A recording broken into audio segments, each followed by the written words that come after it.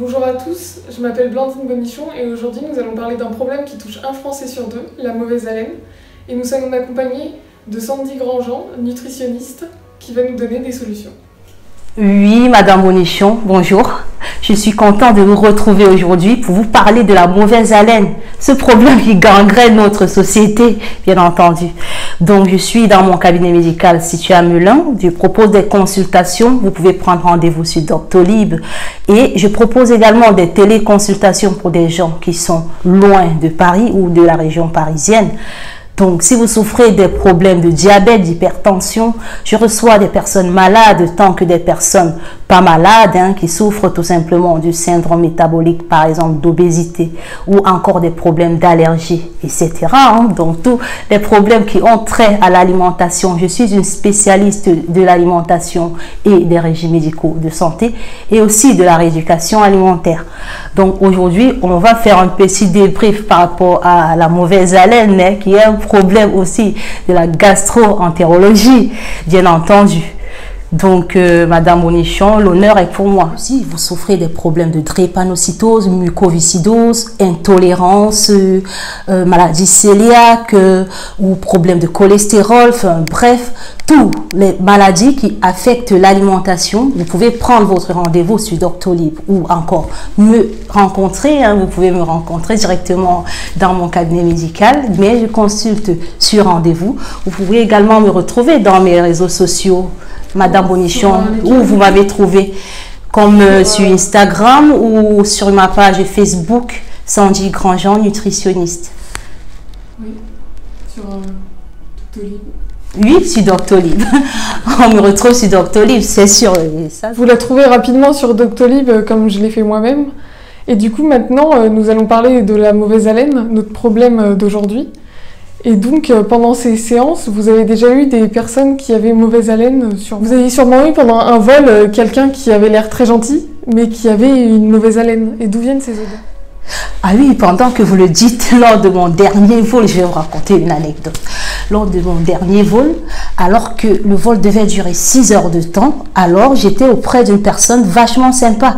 La personne avait vachement envie de faire de l'amitié, de parler avec moi, mais vraiment, je vous laisse deviner la suite, parce que vraiment, je me suis carrément endormie pour l'éviter.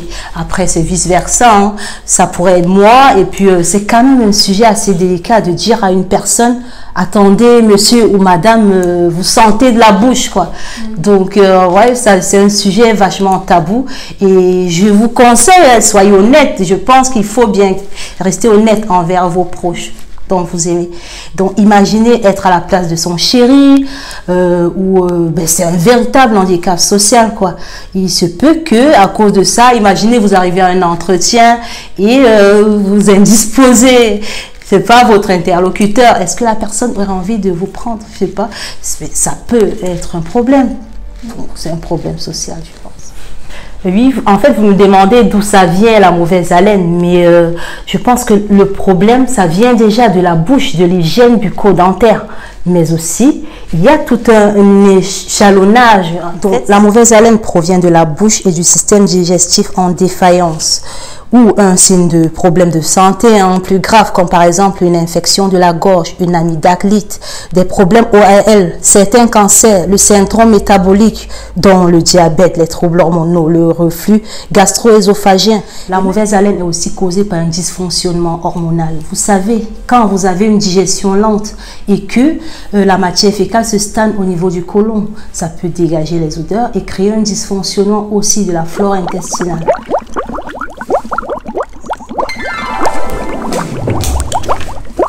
Je propose pour un premier temps de revoir l'hygiène bucco-dentaire en brossant les dents et la langue avec un dentifrice ou un charbon végétal. Au moins 3 minutes de brossage 2 fois par jour. Faites des gargarismes avec de la bicarbonate de soude pour éviter, bien entendu, toute maladie parodontale. Boire de l'eau à jeun et régulièrement pour éviter la sécheresse buccale et améliorer le transit intestinal. J'ai entendu dire que l'ail et l'oignon étaient à éviter pour la mauvaise haleine. Est-ce vrai? Certes, l'ail et l'oignon dégagent pendant la digestion du sulfure, tout comme de la viande, mais à cause de son effet bénéfique pour la santé. Et je ne pourrais pas déconseiller à cause surtout de son effet sur le cœur. C'est vrai que ces aliments dégagent une odeur particulière, mais on peut faire des concessions. Par exemple, en introduisant dans la même alimentation du clou de girofle qui est anesthésiant. On peut également introduire de la cardamome qui est un analgésique qui est fort longtemps recommandé en médecine ayurvédique. Et on peut aussi utiliser des épices, des aromates comme de la basilic, du persil qui ont un effet sur la laine. On peut également utiliser de la citrouille, des graines de citrouille, des graines de courge. Plein de produits ne servent qu'à masquer les odeurs. Mangez également de la menthe poivrée qui est reconnue pour agir. Certains aliments ont tendance à capturer tous les composés sulfurés qui se forment dans la bouche et dans l'intestin. Ce sont par exemple la banane, le kiwi, le basilic, les épinards.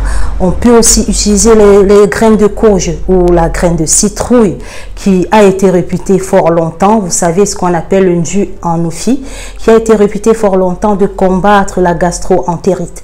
Jusqu'aux années 1936 par exemple, la pharmacopée des USA reconnaissait l'usage contre les parasites du système digestif. On a aussi comme de la cannelle qui est un antiseptique. On a l'aneth, la fenouil, le citron, la menthe, le charbon végétal. Pourquoi pas utiliser, si vous ne savez pas cuisiner avec tous ces éléments-là, en infusion? Donc, on peut faire des petites infusions à la fenouil, à la citrouille, au girofle. Il suffit de poser votre question en dessous de la vidéo ou de me contacter dans mes diverses chaînes. Je fais des formations, des ateliers explicatifs sur comment faire des infusions maison. Donc, pour rentrer dans le vif du sujet, évitez l'alcool, le café, le tabac qui, en d'autres termes, vont faciliter la prolifération des mauvaises bactéries dans votre côlon. On va plutôt privilégier les aliments qui facilitent la prolifération des bonnes bactéries. Il faut déjà aussi avoir une bonne hygiène de vie. Merci Madame Grandjean, mais du coup, quelles sont les techniques pour éviter d'avoir une mauvaise haleine? Donc, je vous conseille des probiotiques pour faciliter la prolifération des bonnes bactéries dans votre système digestif en général. Mais comme vous savez, la santé, c'est une question d'engrenage où une hygiène de vie serait nécessaire. Dans le cas général, prenez des rendez-vous chez vos médecins si vous sentez un malaise. Prenez soin de vous tout simplement. Mais avant de quitter cette vidéo, si tu as aimé, laisse un pouce ou encore partage avec tes amis. Pourquoi ne pas s'abonner pour pouvoir avoir mes notifications dans mes nouvelles publications en temps et en heure? Vous le savez déjà, la santé, c'est comme un jardin potager. Ben, ça se cultive. Merci de m'avoir écouté. À la prochaine. Merci Sandy pour ces conseils. Grâce à vous, on aura une haleine irréprochable.